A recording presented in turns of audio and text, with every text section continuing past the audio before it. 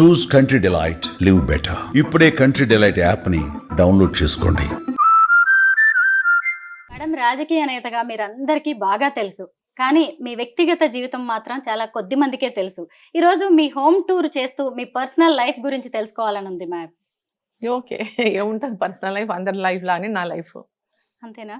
చాలా ఇంట్రెస్టింగ్ విషయాలు ఉన్నాయి. అసలు మొదటి నుంచి కూడా రాజకీయ ఫ్యామిలీ మీది. నాన్నగారు అటువైపు రాజకీయాల్లో ఉన్నారు, మామయ్య గారు రాజకీయాల్లో ఉన్నారు కదా. ముందుగా మీది అరేంజ్డ్ మ్యారేజా, లవ్ మ్యారేజ్ అనేది చెప్పండి మేడం. అరేంజ్డ్ మ్యారేజ్, పక్కా పెద్దలు కుదిరిచిన పెళ్లి. భరత సింహారెడ్డి గారు. చిన్నప్పుడే అయింది పెళ్లి నాకు. నేను అప్పుడు ఇంటర్మీడియట్ ఫస్ట్ ఇయర్ అయిపోయింది నాకు. సెకండ్ ఇయర్లో ఉన్నాక పెళ్ళి అయింది. అటు రెండు కూడా పొలిటికల్ ఫ్యామిలీసే. మా మామగారు సత్యారెడ్డి గారు గద్వాల్ నుంచి, మా నాన్న చిట్టెం నర్సిరెడ్డి గారు మక్తల్ నుంచి ఉండేవాళ్ళు పొలిటికల్గా. సో వారు అక్కడి నుంచి ఎమ్మెల్యేగా గెలిచారు అనేకసార్లు, వీరు ఇక్కడ నుంచి ఎమ్మెల్యేగా గెలిచారు. అంతకుముందు ఇద్దరు వారు సమితి ప్రెసిడెంట్గా ఉన్నారు, మా నాన్న సమితి ప్రెసిడెంట్గా ఉన్నారు. సో మా మామగారు మున్సిపల్ చైర్మన్గా కూడా చేశారు. సమితి ప్రెసిడెంట్ మూడు సార్లు సమితి ప్రెసిడెంట్గా ఉన్నారు. సో ఇక్కడ మా ఫాదర్ కూడా సమితి ప్రెసిడెంట్గా ఉన్నారు, సర్పంచ్ కూడా ఉన్నారు. ఫస్ట్ టైం సర్పంచ్, తర్వాత సమితి ప్రెసిడెంట్ అయ్యారు, తర్వాత ఎమ్మెల్సీ అయ్యారు, తర్వాత ఎమ్మెల్యే అయ్యారు. సో వారు కూడా ఇద్దరు కూడా రెండు పొలిటికల్ ఫ్యామిలీ, రెండు పక్క అంటే ఒకటే జిల్లా, ఉమ్మడి జిల్లా మహబూబ్ నగర్ జిల్లా ఉన్న ఈ రెండు నియోజకవర్గాలు, గద్వాల్ ఒకటి, ఇటు మక్తల్ ఒకటి, రెండింటి మధ్యలో అంటే మీరు ఇంకో కాన్స్టిట్యున్సీ, అప్పుడంటే పెద్ద కాన్స్టిట్యున్సీలు అనుకోండి, తర్వాత డీలిమిటేషన్లో కొత్త కాన్స్టిట్యున్సీలు అయినాయి. బట్ అప్పటికి కూడా పక్కపక్కల కాన్స్టిట్యున్సీ అనేది చెప్పొచ్చు. ఏరు దాటితే అవతల మేము గద్వాల్, ఏరు అవతల మక్తల్ ఉండేది. సో రెండు కూడా పొలిటికల్ రాజకీయ కుటుంబాలే కాబట్టి పొలిటికల్గా ఇక జిల్లాలో కూడా వాళ్ళిద్దరూ చాలా సర్వీస్ చేశారు, మా ఫాదర్ కానీ మా మామయ్య గారు కానీ. సరే, మా మామగారు చిన్న ఏజ్లోనే చనిపోయినారు. హీ వాజ్ 56 ఇయర్స్లోనే చనిపోయినారు మా మామగారు.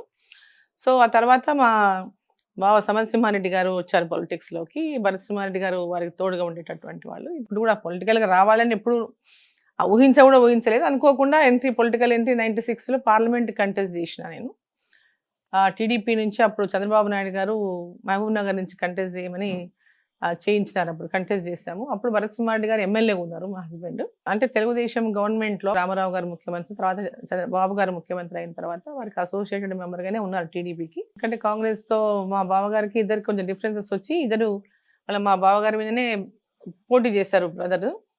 సో అట్లా ఇద్దరు కాంగ్రెస్ నుంచి మా బావగారు ఉండేది, వీరు టీడీపీ నుంచి అనుకున్న టీడీపీ టికెట్ రాలేదు కానీ ఇండిపెండెంట్గా పోటీ చేశారు అప్పుడు. సో అట్లా వారు మొదటిసారి ఎమ్మెల్యే అయినారు. అంతకుముందు ఎప్పుడు కూడా వాళ్ళ ఫాదర్కి కానీ వాళ్ళ బ్రదర్కి కానీ వారితో పాటే ఉండి మొత్తం పొలిటికల్గా అంతా కూడా తను హోల్ సపోర్టెడ్గా ఉండి పనిచేసేటటువంటి వాడు. సో డైరెక్ట్ పాలిటిక్స్లోకి వారు 94లో వచ్చిన 94 to 99 ఎమ్మెల్యేగా ఉన్నారు. సో దాని తర్వాత 96లో నేను పార్లమెంట్కి పోటీ చేశాను.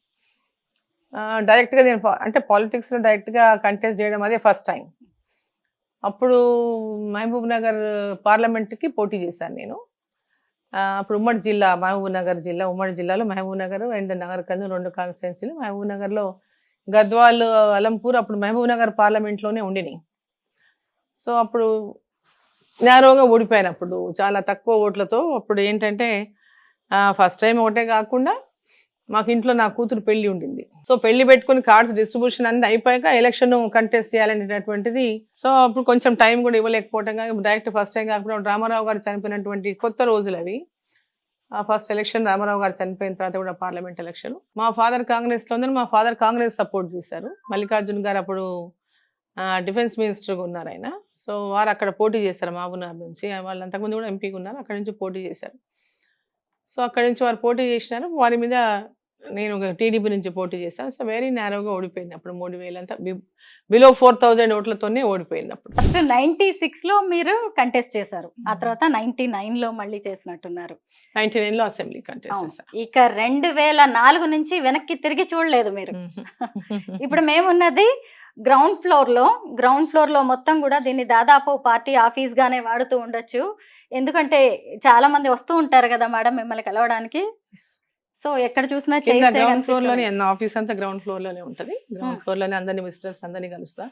కాన్స్టిట్యున్సీ నుంచి వచ్చిన అందరినీ కూడా ఇక్కడనే గ్రౌండ్ ఫ్లోర్ లోనే కలుస్తా. సో మార్నింగ్ కిందికి వచ్చేసానంటే మళ్ళీ నైటే పైకి వెళ్తాను. మొత్తం ఎక్కువ ఇక్కడే ఉంటారు మీరు. కిందనే ఉంటా. ఈ రూమ్ తో కూడా మీకు ఎక్కువ అటాచ్మెంట్ ఎక్కువ కిందనే ఉంటది, ఎందుకంటే వచ్చిపోయే వాళ్ళు ఉన్నప్పుడు వచ్చిపోతుంటా. నేను ఇంట్లో లేకుంటే ఇక కాన్స్టిట్యున్సీలో ఉన్నట్టు, కింద లేనుంటే కాన్స్టిట్యున్సీలో ఉన్నట్టు.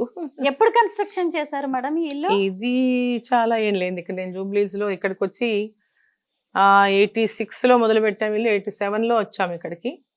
87 ఎండింగ్ లో వచ్చాము. అంటే 87 అంటే ఆల్మోస్ట్ 38 ఇయర్స్ అయింది ఇక్కడికి వచ్చి నేను. 38 ఇయర్స్ నుంచి ఈ 30 ఇంట్లోనే ఇయర్స్ నుంచి ఇదే ఇంట్లో ఉంటున్నాం. దాదాపు 40 ఏళ్ళు, 4 దశాబ్దాలుగా. అప్పుడు ఏమీ లేదు, ఇక్కడ అడవి ఉంది. నేను ఇక్కడ మేము ఇల్లు కట్టుకున్నప్పుడు ఇక్కడ అంతా అడవి ఉంది.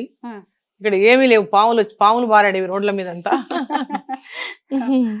రోడ్ల మీద అంతా పాములు. ఇక్కడంతా అసలు రోడ్లు కూడా సరిగ్గా లేవు, చిన్న సింగిల్ రోడ్, మట్టి రోడ్డు ఉండేది మేము ఇక్కడ ఇల్లు కట్టుకున్నప్పుడు.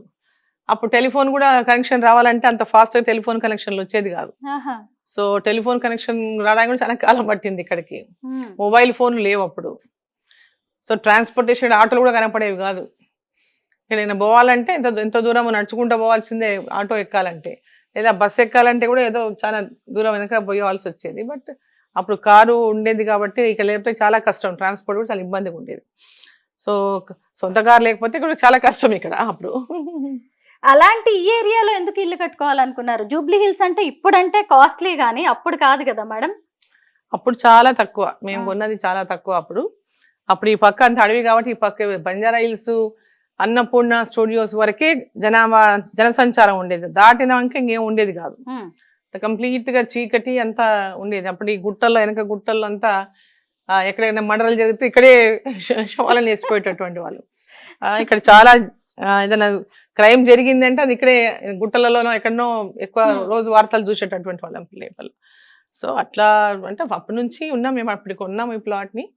సో అట్లనే ఇక్కడే కట్టుకున్నాం, ఇక్కడే ఉన్నాం. అప్పుడు మంత్రి గారుగా కూడా ఇక్కడే మీరు ఇక్కడ ఎమ్మెల్యేగా ఇక్కడే అయినాము. మా హస్బెండ్ కూడా ఎమ్మెల్యేగా ఇక్కడ ఉన్నప్పుడే అయ్యారు. దాని తర్వాత నేను ఎమ్మెల్యేగా ఇక్కడ నుంచి అయ్యాను, మంత్రికి ఇక్కడ నుంచి అయ్యాను. సో ఎంపీగా ఓడిపోయాము, గెలిచాము. ఇదే ఇంట్లోనే ఉండి ఓడిపోయాము, ఇదే ఇంట్లో ఉండి గెలిచాము. సో ఇంట్లో పార్లమెంట్ మెంబర్ కూడా ఇక్కడ ఉన్నప్పుడే అయ్యాను. సో ఈ ఇంట్లో ఆల్మోస్ట్ 38 ఇయర్స్ అంటే చిన్న విషయం కాదు కదా. గెలుపోటముల్ని మీకు చూపించిన ఇల్లు ఇది. ఎస్, అన్ని రకాలుగా మా బిడ్డల పెళ్లిళ్ళు ఇక్కడే చేసాం. మేడం ముగ్గురు పిల్లలు కదా? ముగ్గురు అమ్మాయిలే. సూపర్. హ్యాపీగా అనిపిస్తుందా మేడం? హ్యాపీ. ఎవరిది వాళ్ళ బిజీ, వాళ్ళు నా బిజీ నేను. వాళ్ళు పెద్దగా అయ్యారు, పెళ్లిళ్ళు అయిపోయినాయి, వాళ్ళ పిల్లలు వాళ్ళ లైఫ్ లో వాళ్ళు బిజీ, వాళ్ళ పిల్లలతో, వాళ్ళ ఫ్యామిలీతో. సరే ఇప్పుడు నేను కూడా నా యొక్క పొలిటికల్ కెరియర్ లో నేను బిజీ. సో సమయం ఉన్నప్పుడు కలుసుకుంటుంటాము, వస్తుంటారు, పోతుంటారు. సో నడుస్తుంది ఫ్యామిలీ అంతా. ఒకవైపు మీరు రాజకీయ నేతగా ఉన్నారు, ఎమ్మెల్యేగా, ఎంపీగా, మంత్రిగా చాలా బిజీగా ఉంటారు కదా మేడం. ముగ్గురు ఆడపిల్లల్ని పెంచడంలో ఎప్పుడైనా ఇబ్బందిగా అనిపించలేదా? ఇప్పుడు నేను హౌస్ వైఫ్ గానే ఉన్నాను, అప్పుడేం ఇబ్బంది లేదు నాకు. ఎప్పుడైతే పాలిటిక్స్ లోకి ఎంటర్ అయిన తర్వాత ఇబ్బంది పడ్డా చాలని. ఆడపిల్లల్ని వదిలేసిపోవడానికి ఇబ్బంది పడేదని అట్లా అందరినీ కూడా. పెద్ద పాప కొంచెం పెద్దగా ఉండింది, చిన్న వాళ్ళు ఇద్దరిని కూడా రెసిడెన్షియల్ స్కూల్స్ లో వేసాను. అప్పుడు నేను రెసిడెన్షియల్ స్కూల్లో వేస్తే వాళ్ళు రెసిడెన్షియల్లో ఉండి చదువుకున్నారు. సో అప్పుడు కొంచెం నాకు ఇక్కడ ఇంట్లో వదిలిపెట్టాననే భయం ఉండేది కాదు, అది ఉండేది కాదు, టెన్షన్ ఉండేది కాదు. సో అట్లా వాళ్ళు రెసిడెన్షియల్ స్కూల్లో చదువుకున్నారు. నేను అప్పుడు పొలిటికల్గా డైరెక్ట్ ఎంట్రీ అయిన తర్వాత నేను ఫుల్ టైం ఇవ్వగలిగాను. సుమన్ టీవీలో మీ పర్సనల్ అండ్ బిజినెస్ ప్రమోషన్స్ కోసం కింది నెంబర్కి కాంటాక్ట్ చేయండి.